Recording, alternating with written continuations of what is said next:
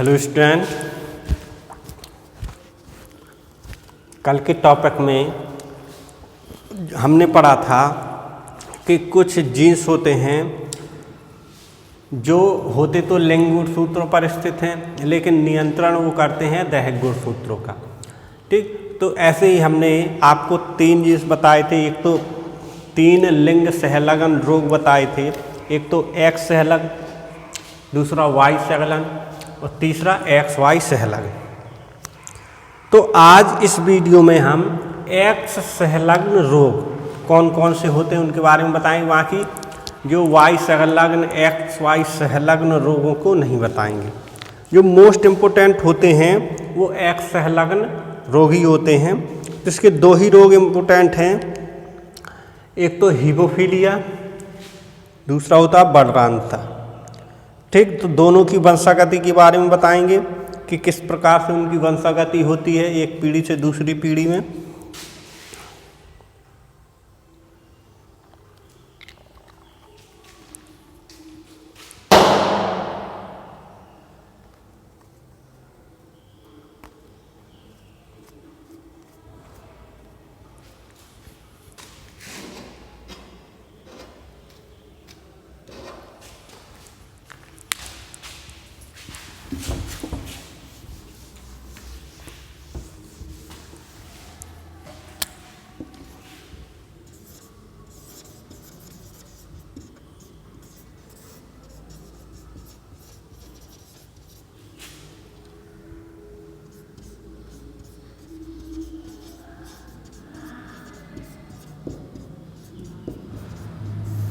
Heading डालेंगे, ऐसा नहीं, एक्स सहलग्न के कुछ उदाहरण। ठीक, एक्स सहलग्न रोग के कुछ उदाहरण। तो एक्स सहलग्न रोग जो होते हैं वो 2 ही प्रकार के होते हैं। मतलब जो एक्स गुणसूत्रों की वंशागति में परिवर्तन के कारण होते हैं, ऐसे रोग 2 ही प्रकार के होते हैं। तो पहला रोग है वर्णांधता।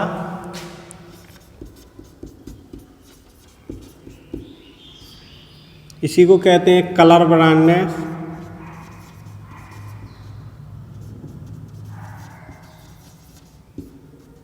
Colour blindness. देखो, वर्णांधता अप्रभावी जीन की उपस्थित होने के कारण उत्पन्न होने वाला रोग होता है। इस रोग से पीड़ित व्यक्ति लाल और हरे रंग में भेद नहीं कर पाता है। मतलब उसको ये मालूम नहीं चलता कि लाल रंग क्या है और हरा रंग क्या है, दोनों रंग उसको एक से दिखाई देते हैं। अतः इसे लाल हरा अंधापन रोग भी कहते हैं, क्योंकि ये लाल और हरे रंग का भेद नहीं कर पाते हैं। तो इसे लाल और हरा अंधापन का रोग भी कहते हैं। ये जेनेटिक रोग होता है। आपने बहुत से लड़कों को देखा होगा कि वो लाल और हरे रंग में भेद नहीं कर पाते हैं। तो देखो, इस रोग में क्या होता है, इसकी वंशागति कैसी होती है कि ये तो आप जानते हैं कि महिलाओं में या स्त्रियों में गुणसूत्र कैसे होते हैं। लिंग गुणसूत्र XX मतलब समान, और पुरुषों में होते हैं XY मतलब असमान। ठीक, तो अगर महिलाओं में XX मतलब एक ही X के दोनों क्या होते हैं, दोनों X होते हैं, दोनों होते हैं X। अगर एक X के ऊपर इस रोग का जीन उपस्थित है तो ये वर्णांध नहीं होगी, ये स्त्री वर्णांध नहीं होगी, या इसमें वर्णांधता का कोई प्रभाव नहीं पड़ेगा। ये वर्णांधता रोग से ग्रसित नहीं होगी। अगर इसके दोनों जीन्स XX दोनों पर ये जीन्स उपस्थित होता है तभी ये वर्णांध होती है। मतलब वर्णांधता रोग तभी इसमें प्रकट होता है। इस कंडीशन में ये सिर्फ वाहक का कार्य करती है। वाहक का मतलब होता है जो इससे आगे वाली पीढ़ी होगी उनमें ये रोग उत्पन्न होगा, लेकिन ये इस रोग से ग्रसित नहीं होगी। अगर दोनों XX पर ये जीन उपस्थित है तभी ये वर्णांध स्त्री होगी। और यदि देखो पुरुषों में क्या होता है, एक्स वाई होता है। अगर पुरुषों में एक्स पर ये जीन उपस्थित है तो ये वर्णांध माना जाएगा, ये वर्णांध होता है, क्योंकि इसमें क्या होते हैं, अलग अलग गुणसूत्र होते एक्स वाई, उसमें समान गुणसूत्र होते एक्स एक्स, इसलिए ये क्या होती है, सिर्फ वाहक का कार्य करती है। दोनों में अगर ये जीन्स उपस्थित हो जाता है तो ये वर्णांध स्थिति होती है। अब देखो इसमें ऐसा लिखा है, यह एक अप्रभावी जीन द्वारा नियंत्रित लिंग सहलगन रोग है। जो वर्णांधता होता है अप्रभावी जीन्स द्वारा नियंत्रित लिंग सहलगन रोग होता है। इसमें मनुष्य को लाल हरे रंग में अंतर नहीं होता है, मतलब जो मनुष्य होता है वो लाल और हरे रंग में अंतर नहीं कर पाता है। अतः यह रोग लाल हरा अंधापन भी कहलाता है। इस रोग को लाल और हरा अंधापन रोग भी कहते हैं। अब लाल और हरा अंधापन क्या होता है, सिर्फ लाल और हरे रंग में भेद नहीं कर पाता है। यह लिंग सहलगन अप्रभावी लक्षण है जो रिसीविंग जीन द्वारा होता है। रिसीविंग जीन्स क्या होता है, कहीं से वो जीन्स को प्राप्त कर लिया जाता है। अब जैसे ये जीन्स आया, ठीक, ये कहीं से ये जीन्स इनके गुणसूत्रों पर आ जाता है। रिसीविंग का मतलब होता है प्राप्त करना। ये जो गुणसूत्र होते हैं कहीं से ये जीन्स प्राप्त कर लेते हैं और क्या करते हैं, दैहिक गुणसूत्रों का नियंत्रण करने लगते हैं। और आगे लिखा है, इसका जीन्स एक्स गुणसूत्र पर स्थित होता है, मतलब वाई गुणसूत्र पर नहीं होता है, ओनली एक्स पर ही होता है, चाहे वो महिलाओं का एक्स हो चाहे वो पुरुष का एक्स हो, एक्स गुणसूत्र पर ही इसका जीन्स स्थित रहता है। आगे लिखा है, स्त्रियों में एक्स एक्स तथा पुरुषों में एक्स वाई गुणसूत्र होता है। ये तो आप जानते हो कि स्त्रियों में एक्स एक्स जो लास्ट वाला होता है जिसे हम लिंग गुणसूत्र कहते हैं, स्त्रियों में एक्स एक्स होता है और पुरुषों में एक्स वाई होता है। ठीक, यही दो अंतर होते हैं। अगर पुरुष होगा तो उसमें 44 क्या होंगे, 44 होंगे कैसे, एक्स एक्स प्लस 2 कितने होंगे, एक्स वाई, कितने हो गए 46 टोटल। अगर महिला हुई, ये हो गया पुरुष, महिला हुई 44, तो दोनों में सेम रहते हैं। एक्स एक्स क्या होते हैं, ये दोनों 44 जो होते हैं एक्स एक्स नहीं एक्स वाई, ये महिला का हो गया, हाँ ये पुरुष का हो गया, ये हो गया पुरुष का। अब जैसे महिला है, महिला में क्या होते हैं 44 सेम रहते हैं, x x plus x x, जो 2 एक्स्ट्रा होते हैं लिंग गुणसूत्र, तो इसके भी कितने हो गए 46 हो गए। मतलब 44 दोनों में सेम रहते हैं, बाकी 2 जो बचते हैं महिलाओं में एक्स एक्स होते हैं, पुरुषों में एक्स वाई होते हैं। इससे स्पष्ट है कि स्त्री तभी वर्णांध होगी जब इसके दोनों एक्स गुणसूत्रों पर वर्णांधता का जीन उपस्थित हो। इसका मतलब ये है कि स्त्री तभी वर्णांध होगी, मतलब क्या है, स्त्री उसी कंडीशन में वर्णांध होगी जब दोनों एक्स गुणसूत्रों पर ये जीन उपस्थित होता है।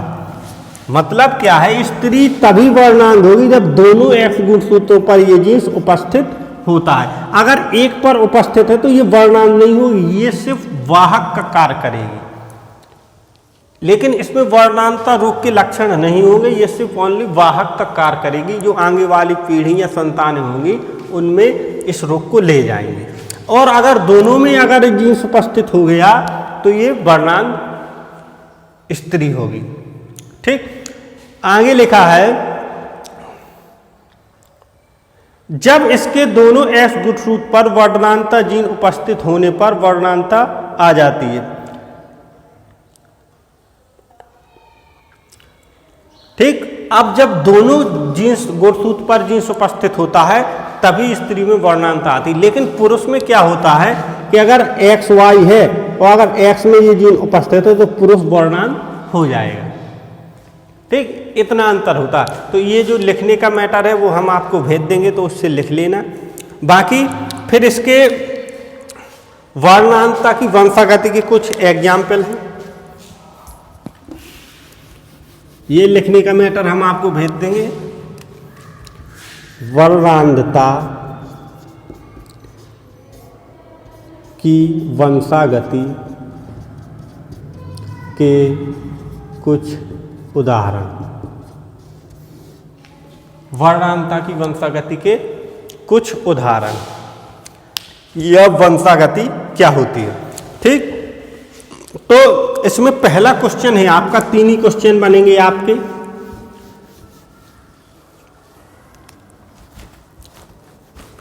पहला क्वेश्चन इसका क्या बनेगा? वर्णांध पुरुष तथा वाहक स्त्री द्वारा, वर्णांध पुरुष तथा वाहक स्त्री द्वारा, वर्णांध पुरुष तथा वाहक स्त्री द्वारा उत्पन्न संतान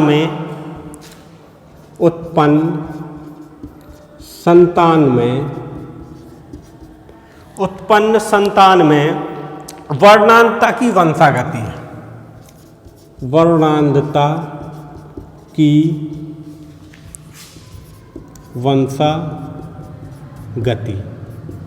ठीक, तो पहला क्वेश्चन है, पहला उदाहरण है आपका कि वर्णांध पुरुष तथा वाहक स्त्री।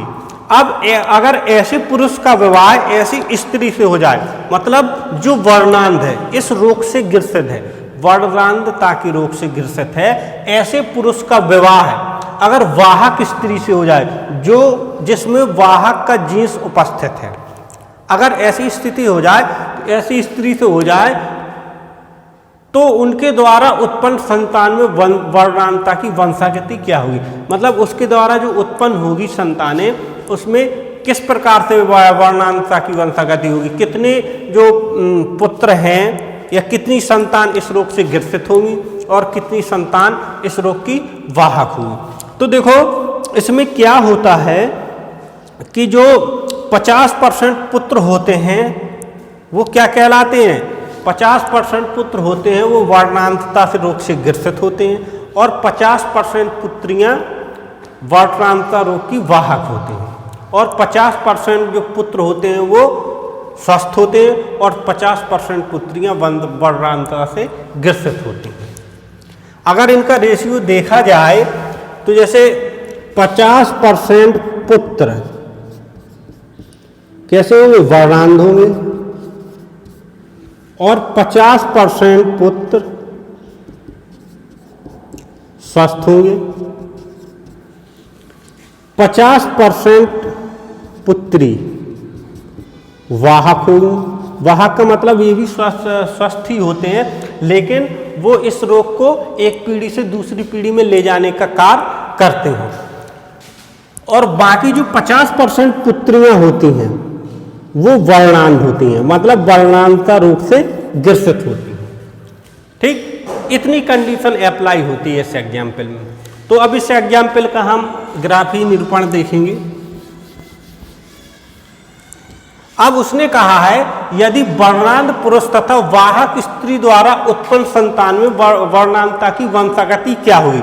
अब पहला दिया है उसने वर्णांध पुरुष। अगर हम पुरुष के गुणसूत्र लें,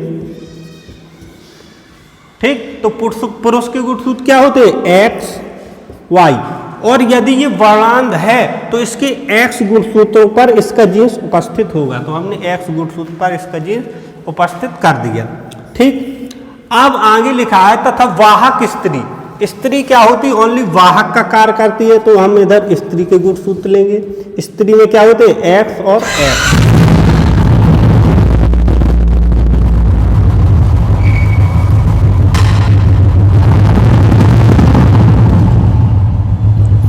ठीक, तो स्त्री में एक्स गुणसूत्र होते हैं।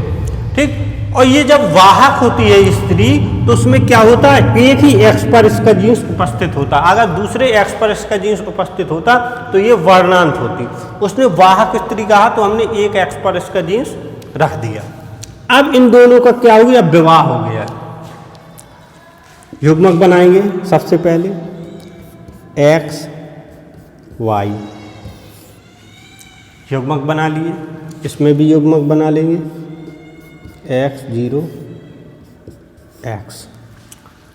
बन गया युग्मक। अब ये वाला युग्मक इससे फ्यूज करेगा तो x x, ये कंडीशन आई। ये वाला फिर इससे फ्यूज करेगा, क्या कंडीशन आई, x x, ये वाला इससे फ्यूज करेगा x y, ये वाला इससे फ्यूज करेगा x y। 4 कंडीशन आई, ठीक। कंडीशन कितनी आई, 4। अब देखो ये क्या है, स्त्री, ये पुत्री होगी, ठीक। डबल एक्स क्या है, इन दोनों की ये क्या होगी, पुत्री। और जब पुत्री होगी तो दोनों एक्स गुणसूत्र पर ये जीन उपस्थित है, तो ये क्या कहलाई, वर्णांध पुत्री। ये कैसी होगी, ये वर्णांध पुत्री होगी। दूसरा है एक ही एक्स पर इसका जीन्स उपस्थित है, और जब एक एक्स पर इसका जीन्स उपस्थित होगा तो ये क्या कहलाएगी, वाहक वाहक पुत्री। ये इस रोग की केवल वाहक होगी। दूसरा है एक्स और वाई, तो ये क्या है, पुत्र, तो ये वर्णांध पुत्र होगा, क्योंकि क्या हमने बताया था, अगर जो पुरुष होता है उसमें एक्स वाई गुणसूत्र होते हैं, अगर एक्स पर जीन उपस्थित होगा तो ये वर्णांध होगा, ठीक। तो वर्णांध पुत्र, ये सामान्य पुत्र, ये पुत्र क्या होगा, इसका सामान्य होगा। तो हमने आपको पहले ही बता दिया था कि 50% जो पुत्र होंगे वर्णांध होंगे, और 50% जो पुत्र होंगे वो सामान्य होंगे, ठीक। अगर अब हम रेशियो देखें तो 2 पुत्र हुए, पुत्रों की संख्या कितनी है, 2 है। तो अगर हम 2 को हम 100% माने, 2 को हमने क्या मान लिया, 100%, 2 पुत्रों को, तो एक पुत्र को हम 50% मानेंगे कि नहीं, एक पुत्र को हम 50% मानेंगे और दूसरे पुत्र को भी हम 50% मानेंगे। तो देखो एक पुत्र क्या है, एक पुत्र क्या है, सामान्य है, तो 50% पुत्र क्या हो गए, सामान्य। हमने एक को 50% माना ना, तो एक पुत्र सामान्य है, तो मतलब 50% पुत्र सामान्य हो गए। और एक पुत्र क्या है, वर्णांध है, तो इसको भी हमने 50% माना, मतलब 2 पुत्रों में से अगर हम दोनों पुत्रों को 100% मान ले तो एक पुत्र 50% हो गया, तो एक पुत्र सामान्य है तो वो 50% हो गए, एक पुत्र वर्णांध निकला तो वो भी 50% हो गए। ऐसे ही हम पुत्रियों में देख लेंगे, 2 पुत्रियां हैं, 2 पुत्री को हमने क्या माना, 2 पुत्री, इसको हमने क्या माना, 100, तो एक पुत्री क्या हुई, 50%, और फिर एक पुत्री क्या हुई, 50%, ठीक। तो एक पुत्री वर्णांध है, एक वाहक है, तो एक पुत्री क्या होगी, 50%, जो वर्णांध है वो 50% निकलेंगे, वो वाहक भी 50% निकले। तो मतलब क्या होगा कि अगर इसकी 4 संतानें होगी तो 4 संतानों में एक पुत्री जो होगी इस रोग से ग्रसित होगी, एक पुत्री इस रोग के वाहक का कार्य करेगी। अब वाहक क्या होता है, वर्णांध नहीं होता है, ये ओनली वाहक का कार्य करती है। और इस रोग को एक पीढ़ी से, अब इसकी शादी अगर ये वाहक स्त्री है और इसकी शादी किसी वर्णांध पुरुष से हो जाती है, सामान्य वर्णांध पुरुष से होगी तो यही कंडीशन देगी, और अगर सामान्य पुरुष से हो गई तो कंडीशन चेंजेस हो जाती है, चेंज हो जाएंगे, ठीक। वो अभी हम आगे आपको एग्जाम्पल में बताएंगे, ठीक। तो वाहक का कार्य केवल इतना होता है कि इस पीढ़ी के लक्षण को एक पीढ़ी से दूसरी पीढ़ी तक पहुंचाना है, इसके ये अब इस लक्षण को अपने पुत्रों में पहुंचाएगी, ठीक। तो ये उसका डायग्राम होता है। पहला एग्जाम्पल है आपका, जब वर्णांध पुरुष और वाहक स्त्री का विवाह हो जाए तो, उसका ये पहला एग्जाम्पल है। अब दूसरा एग्जाम्पल देखेंगे इसी का, इसका डायग्राम ऐसे ही बना लेना आप। डायग्राम अगर बुक में समझ में नहीं आए तो आप इसी से बना लेना, क्योंकि बुक में इंग्लिश में है, आप हिंदी में लिख लेना। अगर इंग्लिश में आपको अच्छा लगता है तो इंग्लिश में लिख लेना, या फिर दोनों में लिख लेना, हिंदी के नीचे इंग्लिश लिख लेना, क्योंकि इंग्लिश भी ज़रूरी है। तो आपको जैसा सुटेबल लगे आप वैसा लिख सकते हैं।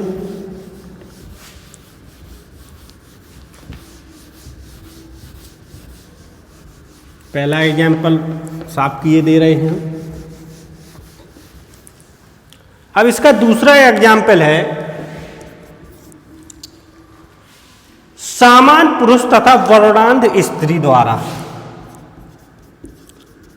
समान पुरुष तथा वर्णांध स्त्री द्वारा उत्पन्न संतानों में वर्णांधता की वंशागति। उत्पन्न संतानों में वर्णांधता की वंशागति। आपका दूसरा एग्जाम्पल है कि समान पुरुष तथा वर्णांध स्त्री द्वारा उत्पन्न संतानों में वर्णांधता की वंशागति। अब सामान्य पुरुष, अब जैसे कोई सामान्य पुरुष है, नॉर्मल है, मतलब स्वस्थ है, सामान्य पुरुष का विवाह यदि वर्णांध स्त्री से हो जाए, स्त्री क्या है, वर्णांधता रोग से ग्रसित है, इस रोग से ग्रसित है यदि कोई स्त्री, यदि उसका विवाह कोई सामान्य नॉर्मल या स्वस्थ व्यक्ति से हो जाए तो उसके द्वारा जो उत्पन्न संतानें होगी उसमें वर्णांधता रोग की वंशागति क्या होगी। ठीक, तो इसका हम डायग्राम बना के देखते हैं। तो पहला दिया है सामान्य पुरुष, मतलब पुरुष की गुणसूत्र क्या होते हैं, एक्स वाई, और ये सामान्य स्वस्थ है, तो ऊपर लिख देंगे सामान्य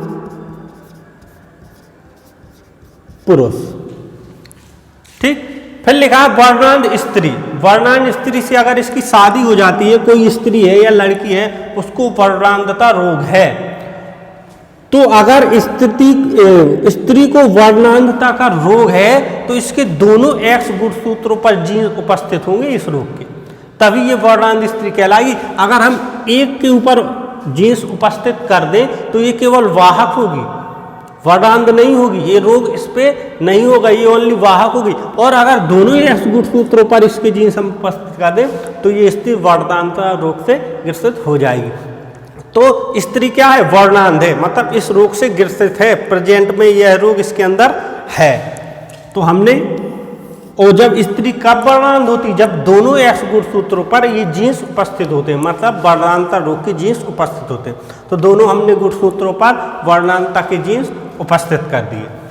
अब इसके युग्मक बनेंगे, संलयन होगा, जब इनके बीच निषेचन होगा तो एक्स वाई, युग्मक बनेंगे तो अलग अलग हो जाएंगे, एक्स फिर इधर एक्स। ठीक, अब ये वाला इससे फ्यूज करेगा तो एक्स एक्स, ये वाला इससे फ्यूज करेगा एक्स एक्स, ये वाला इससे फ्यूज करेगा एक्स वाई, ये वाला इससे फ्यूज करेगा एक्स वाई। कंडीशन क्या अप्लाई होगी, अब देखो अगर इसकी 4 संतानें होंगी तो ये क्या है, वाहक पुत्री, ये सिर्फ रोग की वाहक का कार्य करेगी, ये भी क्या होगी, वाहक पुत्री।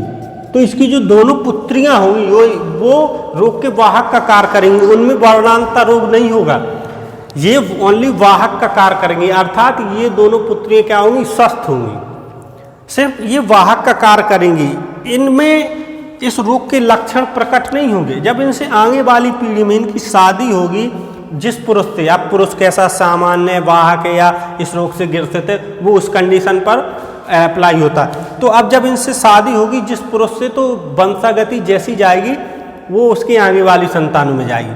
अब जो एक्स वाई है ये क्या है, पुत्र, पुत्र के एक्स पर इसका जीन्स उपस्थित है, तो पुत्र क्या होगा, वर्णांध पुत्र होगा, पुत्र होगा क्या, वर्णांध, ये भी क्या होगा, वर्णांध पुत्र होगा। मतलब क्या है, इसका पिता तो सामान्य है, जो इसका पिता है सामान्य, उसको ये रोग नहीं है, लेकिन अगर ऐसी स्त्री से शादी करता है जो स्त्री इस रोग से ग्रसित है तो उसके दोनों पुत्र वर्णांध होंगे, इस रोग से ग्रसित होंगे। पुत्रियां जो होंगी, पुत्रियां नॉर्मल होगी, सामान्य होगी, जो वाहक का कार्य करेंगे। तो इसमें आप ये वाला डायग्राम बना लेना। बाकी एक लास्ट वाला एग्जाम्पल आपको बचा है तो वो और बताएं दे रहे, तो आपकी सभी वंशागति हो जाएंगी। देखो पुत्र क्या होता है, कभी वर्णांधता रोग का वाहक नहीं होता है। ये हम आपको पहले ही बता चुके हैं कि जो पुत्र होता है वो वर्णांधता रोग का वाहक नहीं होता। यदि आपको पेपर में आ जाए 1 नंबर में तो वर्णांधता रोग का वाहक कौन होता है, तो वर्णांधता रोग का वाहक ओनली स्त्री होती है, पुरुष नहीं होता है। स्त्री से ही ये रोग एक पीढ़ी से दूसरी पीढ़ी में जाता है और उससे जो उत्पन्न पुत्र होते हैं उनमें ये रोग फैल जाता है और फिर पुत्र भी इस रोग से ग्रस्त हो जाते हैं। पुरुष कभी वर्णांधता रोग का वाहक नहीं होता, या तो वो सामान्य होता है या इस रोग से ग्रसित होता है। ठीक, और इस रोग से ग्रसित होने का मतलब ये नहीं है कि वो ज़्यादा दिन जीवित नहीं रहेगा, सिर्फ अंतर इतना होता है कि वो लाल और हरे रंग में भेद नहीं कर पाता है।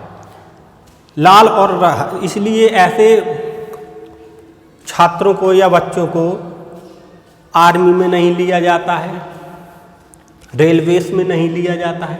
क्यों नहीं लिया जाता? क्योंकि बहुत से सिग्नल्स ऐसे होते हैं जो लाल और हरे से ही दिए जाते हैं। रेलवेज में बहुत सिग्नल्स होते हैं, लाल और हरे का सबसे ज़्यादा महत्व होता है। ठीक, सिग्नल है लाल। अब कोई वर्णांध व्यक्ति लोको पायलट बन गया, ट्रेन का ड्राइवर बन गया, सिग्नल है लाल, उसको पता नहीं समझ में ये लाल जल रहा है कि हरा जल रहा है, वो ट्रेन को क्या सीधे लिए जाए तो दुर्घटना होगी कि नहीं होगी। या हरा है, उसको संकेत मिल गया कि आप जा सकते हैं, कन्फ्यूज हो कि ये लाल है कि हरा है, तो दिक्कतें आ जाती हैं, इसलिए नहीं लिया जाता। ठीक, तो अब लास्ट एग्जाम्पल हम देख लेंगे।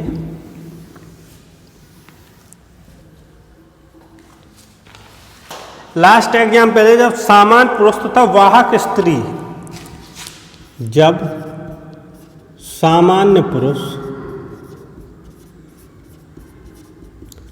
तथा वाहक स्त्री।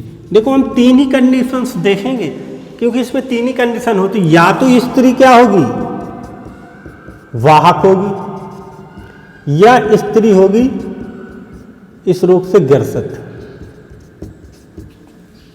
पुरुष क्या होगा, पुरुष रोग से ग्रसित ही होता है, ग्रसित ही होता है। या तो सामान्य होगा, या स्त्री ग्रसित होगी या सामान्य होगी। यही कंडीशंस होती हैं, इसके अलावा कोई कंडीशन नहीं होती।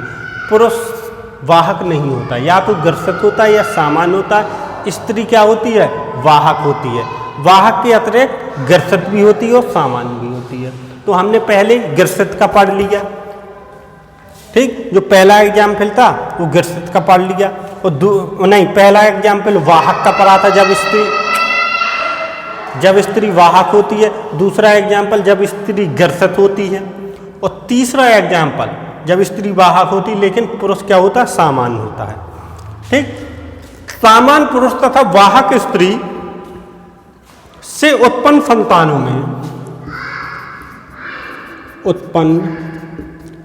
संतानों में वर्णांधता रोग की वंशागति।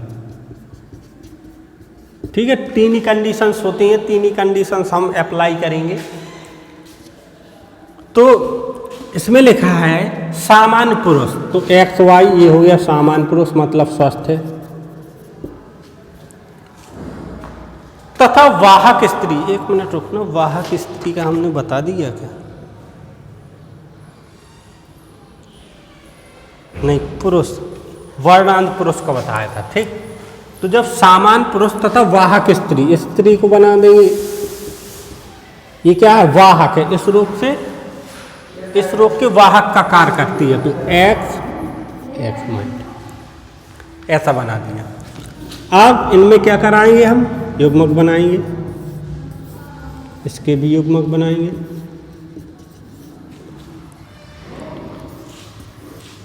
X X X X Y X Y। Same condition, पहली जो कंडीशन थी पहले एग्जाम्पल में सेम वही कंडीशन आ गई। मतलब 50% क्या होंगे, 50% पुत्र जो होंगे वर्णांध होंगे, 50% पुत्र जो होंगे वो सामान्य होंगे, 50% पुत्री जो होंगी वो होगी वाहक, और 50% जो पुत्री होंगी वो होंगी वर्णांध। ठीक, अब देखो एक पुत्री क्या है, सामान्य है सामान्य, ठीक। तो वाहक क्या होती है, सामान्य होती है। एक पुत्री क्या है, वाहक। एक पुत्र क्या है, सामान्य है। दूसरा पुत्र क्या है, वर्णांध है।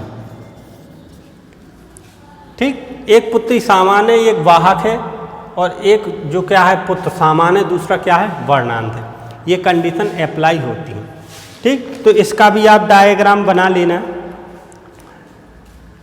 ठीक, डायग्राम यही बनाना जो हम बनाते हैं, बाकी आपका बुक में भी दिया है, वो इंग्लिश में उसमें लिखा है, वो बनाना हो तो आप वो बना सकते हैं। तो ये वर्णांधता रोग के 3 ही एग्जाम्पल होते हैं कि 3 तरह से रोग फैलता है, तो 3 ही एग्जाम्पल बनाने हैं। अब आगे जो आता है हीमोफीलिया या रक्ताल्पता। हीमोफीलिया रोग क्या होता है कि उसमें जो रक्त होता है, रक्त का थक्का नहीं जमता है। ये भी एक जेनेटिक रोग होता है, वंशागत रोग होता है। वंशागत का मतलब होता है एक पीढ़ी से दूसरी पीढ़ी तक पहुंचता है। देखो हीमोफीलिया सबसे पहले इंग्लैंड की महारानी जो थी एलिजाबेथ थी, तो उनमें सबसे पहले इस रोग के लक्षण देखे गए थे। और ये रोग जेनेटिक होता है, एक पीढ़ी से दूसरी पीढ़ी में पहुंचता है। इसमें इस रोग में खून का थक्का नहीं जमता है, अगर रक्तस्राव होता है तो होता ही रहता है। बहुत ज़्यादा मेडिकल ट्रीटमेंट की ज़रूरत होती है, तभी उसका रक्तस्राव क्या होता है, बंद होता है। तो अब कल के वीडियो में हम हीमोफीलिया की क्या करेंगे, वंशागति के बारे में पढ़ेंगे। आज की वीडियो में सिर्फ इतना ही, बाकी आगे कल के वीडियो में बताएंगे। ठीक, धन्यवाद।